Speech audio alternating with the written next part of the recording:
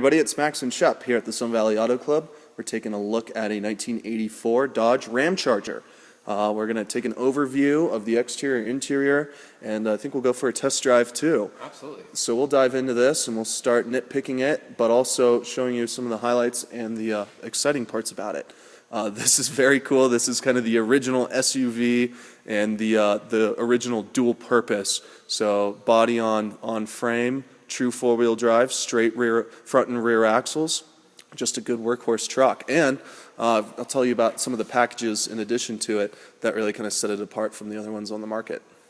First thing when I look at is just how complete it is. All the trim.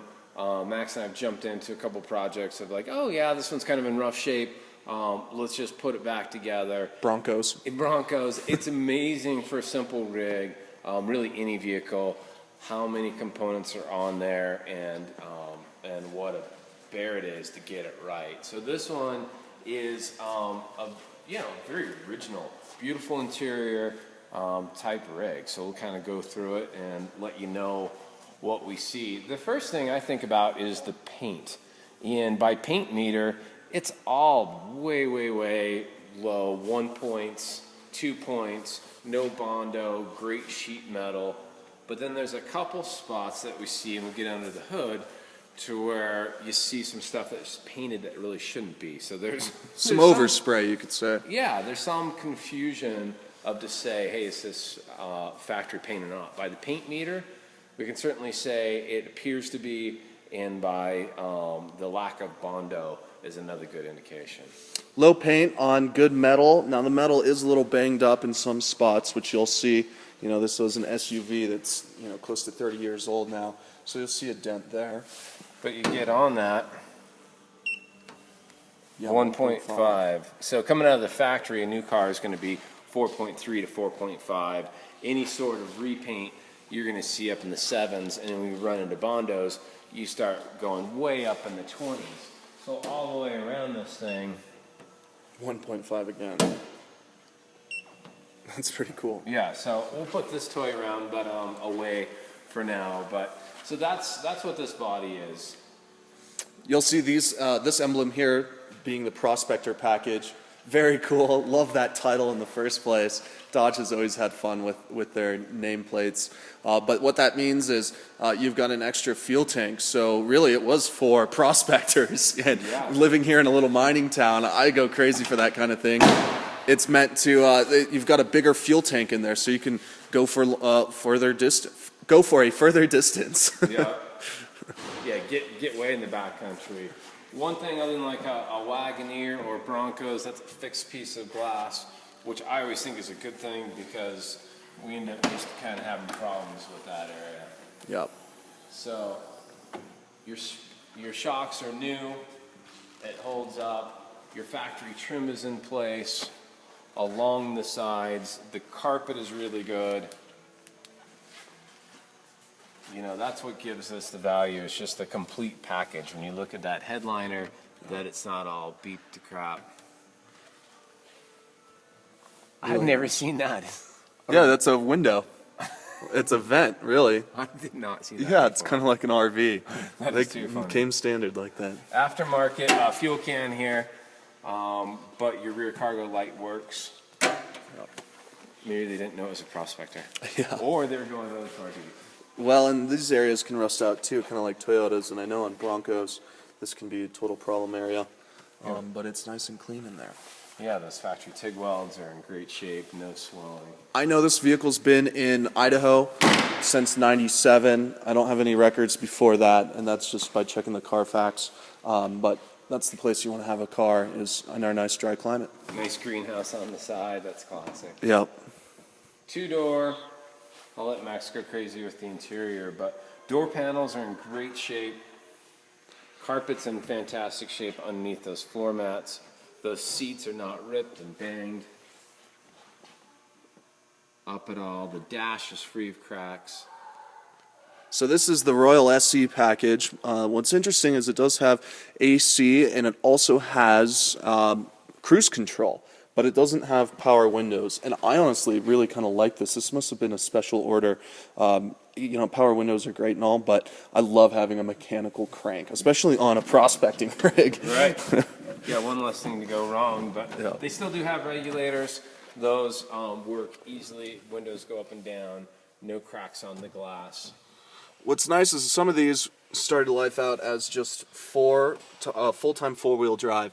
This one does have the option of just being in two-wheel drive, and you can see your 4 high and 4 low as well. So nice, it's not stuck in four-wheel drive all the time, sucking down fuel. How's that rear bench?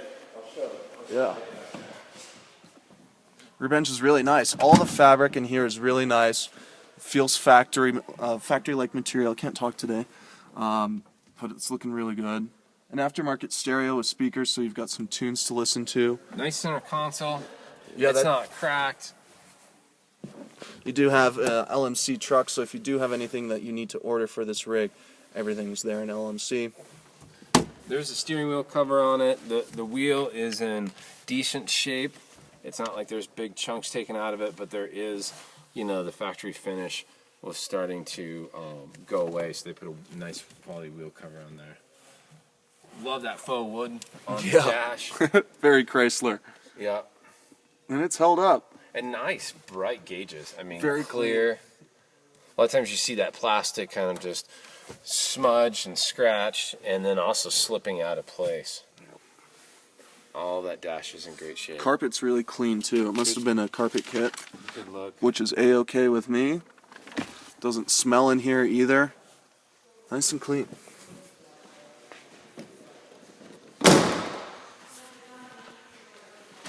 So it's a 5-digit odometer, which is reading 34,485 miles. Do note that there is a dinger here, and that is a full piece grill, so you would need to replace that. But it would just be paint work there, and it is not bent in the metal. So 5.9, is that correct? 5.9 V8. Power steering is in play. That's down low here. Yep. And you've got disc brakes up front. They're drum in the rear. So you got a big power plant, and you've got the ability to stop it safely. Here's your AC compressor too, which does engage. And let's hear it.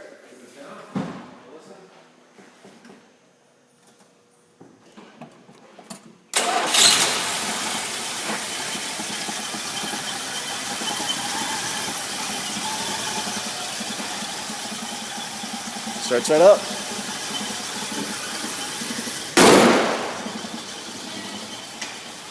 And let's take it for a drive. There's our lights. Looks like, yep, there we go.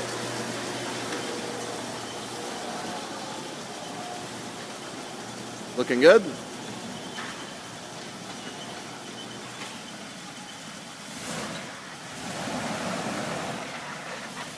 Take it outside. Tires are in good shape. Not the original wheels, so it's kind of hard for me to tell exactly which package this came with out of the factory. You do have a tow hitch out back. We'll check out our right turn signal, and our left turn signals do work. Very nice. And how about our reverse? Let's give that a shot. Yep, and those work as well. Very nice. But good tread on those tires. New tires. Wipers.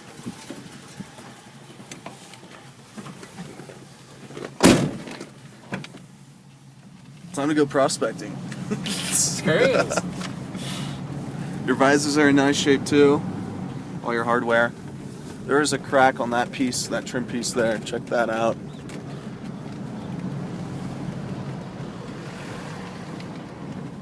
Yeah, fun rig. Especially looking at that Ram over on the hood. It's just, a Dodge is just so crazy. My kids saw that right away when I drove this home the other day. They're like, that's the coolest. So, I drove this back from Boise, which is where we picked it up. Nice Idaho rig. 2-hour drive. No issues. Just hopped on the road. It's nice that you have that two-wheel drive function. And Took about half a tank to get here, but that's to be expected. So looking at the gauges, here's our stop. Nice and straight. You've got your fuel tank is reading, oil pressure reading, speedometer, odometer, battery, and then, oops, I'm reaching up for four-wheel drive. Reverse, transmission's strong, no clunking. And thermostat gauge is not reading right now, but it could be because it's cold and we've driven it a half a block.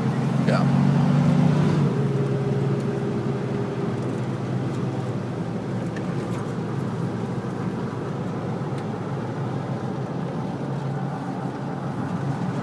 Definitely a fun rig. I grew up in trucks like this, the Broncos, the Blazers.